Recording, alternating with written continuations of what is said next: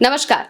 नीतीश कुमार दिल्ली से बेरंग लौटे, बिना जेपी नड्डा से मिले, बिना अमित शाह से मिले और ना ही प्रधानमंत्री से अकेले में उन्होंने कोई बातचीत की या फिर रणनीति बनाई। वो सीधे दिल्ली से पटना वापस आए और पटना आते ही बड़े गुस्से में सीधे जेडीयू के दफ्तर पहुंच गए और वहां पर प्रदेश अध्यक्ष को बुलाया, उनसे बातचीत की। आखिर इतने गुस्से में क्यों थे और दिल्ली से आते ही सीधे वो जेडीयू के ऑफिस क्यों गए? क्या नीतीश के पीछे की रणनीति चल रही है? हम बात करेंगे। हमारे साथ चंद्रकांत जी मौजूद हैं। चंद्रकांत जी, नीतीश कुमार दिल्ली से वापस लौटते ही सीधे जेडीयू के दफ्तर किस वजह से गए होंगे? नीतीश कुमार दिल्ली से लौटे, पहली बात तो उम्मीदें ये थी कि दिल्ली गए थे तो बहुत कुछ लेकर के आएंगे। वो वाली बात होती है कि दिल्ली गए तो क्या लेकर आए। राजनीति में हमेशा ये रहा है कि नेता जब दिल्ली जाते हैं तो उनकी पार्टी के नेताओं को बड़ी उम्मीदें होती हैं। गठबंधन धर्म में ये और ज़्यादा होता है। नीतीश कुमार दिल्ली गए तो आपने देखा कि नीति आयोग की बैठक में नहीं गए। जब वो नीति आयोग की बैठक में नहीं गए तो बहुत से सवाल उठे कि आखिर नीतीश ने दूरी क्यों बनाई। फिर एनडीए शासित राज्यों के मुख्यमंत्रियों की बैठक हुई, डिप्टी सीएम की बैठक हुई। नीतीश उस बैठक में दिख गए, नजर आ गए। लोगों ने राहत की सांस ली कि नीतीश बाबू आ गए, अब कोई परेशानी नहीं है। लेकिन नीतीश कुमार का उस बैठक में जो बॉडी लैंग्वेज था वो अपने आप में कई सवाल खड़े करता है। और इस बैठक को छोड़कर जब उनकी बात नहीं सुनी गई, वो जो कहना चाह रहे थे, वो पटना लौटे और उन्होंने सीधे उमेश कुशवाहा, जो प्रदेश अध्यक्ष हैं जेडीयू के, उनको बुलाया पार्टी के दफ्तर, एक बड़ी मीटिंग शुरू कर दी। नीतीश इस बात को जानते हैं कि चाहे ललन सिंह हो, संजय झा हो, ये दोनों भरोसेमंद नहीं हैं। ये दोनों आज की तारीख में भारतीय जनता पार्टी के सुर में सुर मिला रहे हैं, भारतीय जनता पार्टी के साथ खड़े हैं। ऐसे में इन पर भरोसा नहीं किया जा सकता, इनको कोई बात बताई भी नहीं जा सकती। अब नीतीश जब कहते हैं कि 100 सीटों पर चुनाव लड़ने की तैयारी है, 120 सीटों पर चुनाव लड़ने की तैयारी है, हम इतनी सीटें मांग रहे हैं, भारतीय जनता पार्टी उनको कोई आश्वासन नहीं देती। भारतीय जनता पार्टी के प्रदेश अध्यक्ष दिलीप जायसवाल इस बात को बोलते हैं कि मुख्यमंत्री कौन होगा ये तो हम चुनाव के बाद तय करेंगे। और जीतन राम मांझी ये कहते हैं कि मुख्यमंत्री कौन होगा ये चुनाव के बाद तय होगा। चिराग पासवान क्या कहते हैं? चिराग पासवान कहते हैं कि मैं बिहार आना चाहता हूं, मैं दिल्ली में राजनीति नहीं करना चाहता। तो इन सब बयानों के क्या मतलब है? और नीतीश कुमार ने देख लिया, नीतीश कुमार देख रहे हैं कि वो जब दिल्ली गए तो उतनी बातचीत नहीं हो पा रही है। वो जो कहना चाह रहे हैं, वो जो समझाना चाह रहे हैं, उसको कोई समझने को तैयार नहीं है। आला कमान उनको वक्त नहीं दे रहा है। इसी वजह से उनकी ये नाराजगी थी। वो पटना लौटे और उन्होंने बैठक बुलाई, उमेश कुशवाहा को बुलाया और पूरी सख्ती के साथ नीतीश कुमार ने ये बैठक की। अब इस बैठक के बाद नीतीश कुमार क्या करने वाले हैं? क्या 120 सीटों की मांग पर अड़े रहेंगे? और क्या नीतीश कुमार ने ये तैयारी शुरू कर दी है कि इन 120 सीटों पर जिन पर वो लड़ना चाहते हैं उसकी सूची बना करके उसके प्रत्याशी तय किए जाएं? क्योंकि अगर नीतीश कुमार ने ऐसा कर दिया तो भारतीय जनता पार्टी मुश्किल में फंस जाएगी। बिहार में बहुमत का आंकड़ा 122 सीटों का है।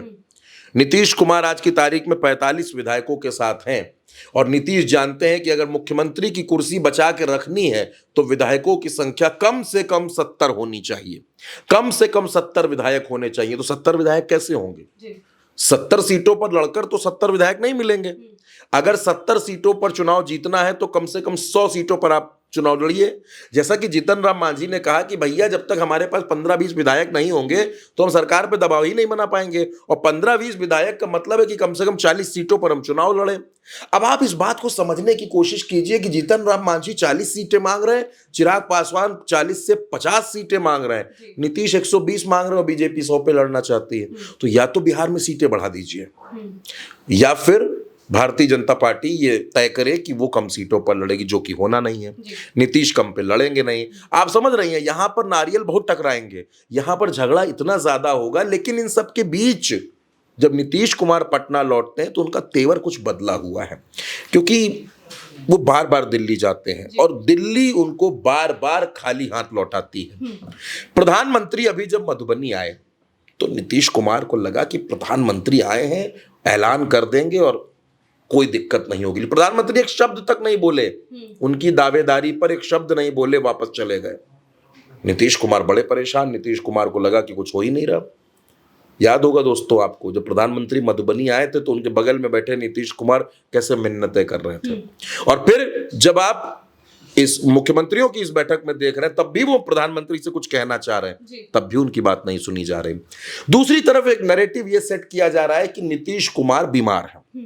ये हर जगह चल रहा है कि नीतीश कुमार बीमार है, नीतीश कुमार स्वस्थ नहीं है। देखिए ना आप, अधिकारी के सर पर, एसीएस के सर पर गमला रखे दे रहे हैं। वो व्यक्ति उनको गमला दे रहा है, उनके स्वागत में नीतीश ने वो गमला लिया और उसके सर पर रख दिया। अब इस वीडियो के सामने आने के बाद हर कोई ये जानना चाहता है कि नीतीश कुमार को आखिर ये बार बार बेइज्जत कौन करवा रहा है, कौन है जो उनको अपमानित इस तरीके से करवा रहा। किसी राज्य का मुख्यमंत्री अगर इस तरीके की कोई हरकत करे, आप सब छोड़ दीजिए, आपके घर पर कोई बुके लेकर के आ और बुके उसके सर पर रख देंगे तो ये क्या, कैसा लगेगा। मतलब ये तो हर आदमी के जहन में सवाल आ गया कि ठीक है, महात्मा गांधी की पुण्यतिथि पर ताली बजा रहे थे, उसके बाद रामलीला में धनुष बाण फेंक दिया था, उसके बाद जब वहां पर राष्ट्रगान के समय खड़े थे तो अकेले निकल गए चलने और फिर राष्ट्रगान के समय इधर उधर करने लगे। सदन में बैठ करके कभी मंत्री को गले लगा लेते हैं, कभी तेजस्वी से कहते हैं दाढ़ी क्यों नहीं बनवाई। ये सब चीजें जो नीतीश कुमार करते हैं, आखिर इनका इतना प्रचार प्रसार क्यों होता है? क्या इन सब को आधार बनाकर नीतीश कुमार की छुट्टी करने की तैयारी है? और क्या नीतीश कुमार इन सब बातों को समझ रहे हैं कि भारतीय जनता पार्टी येन केन प्रकारेण उनकी कुर्सी छीनना चाहती है, उनको अपदस्थ करना चाहती है, उनको उनके पद से हटाना चाहती है और अपना मुख्यमंत्री भारतीय जनता पार्टी, अपना मुख्यमंत्री बिहार की गद्दी पर बिठाना चाहती है? ये बात क्या नीतीश कुमार समझ गए हैं? और इसी वजह से गुस्से में नीतीश कुमार ने पटना में जेडीयू की बैठक ली है प्रदेश अध्यक्ष के साथ। और अगर बैठक ली है तो जाहिर सी बात है कि कोई ना कोई बड़ा दिशा निर्देश भी नीतीश कुमार जारी करेंगे। और अगर नीतीश कुमार कोई बड़ा फैसला ले रहे हैं, अगर नीतीश कुमार ये तय कर रहे हैं कि आने वाले वक्त में उनको कुछ ऐसा करना है जो भारतीय जनता पार्टी को टेंशन दे, तो मैं आपसे ये कह सकता हूं कि ये बैठक जो हुई पटना में, ये बेहद महत्वपूर्ण है और उस बैठक के परिणाम आगे भी नजर आएंगे। जी बिल्कुल। और इस बैठक में नीतीश कुमार आखिर क्या रणनीति बना रहे हैं, क्या दिशा निर्देश देंगे, ये हमें आने वाले वक्त में पता चलेगा। और बिहार विधानसभा चुनाव को लेकर नीतीश कुमार काफी गंभीर नजर आ रहे हैं। भले ही वो दिल्ली से खाली हाथ लौटे हों, लेकिन उन्होंने पटना आते ही मीटिंग ली और मीटिंग में उन्होंने खासतौर से दिशा निर्देश दिए ही होंगे, जो आने वाले वक्त में हमें पता चल जाएगा। क्या कुछ होगा हम आने वाले वक्त में जानेंगे। फिलहाल के लिए बस इतना ही। मैं हूं महिमा और आप देखते रहिए उल्टा चश्मा यूसी।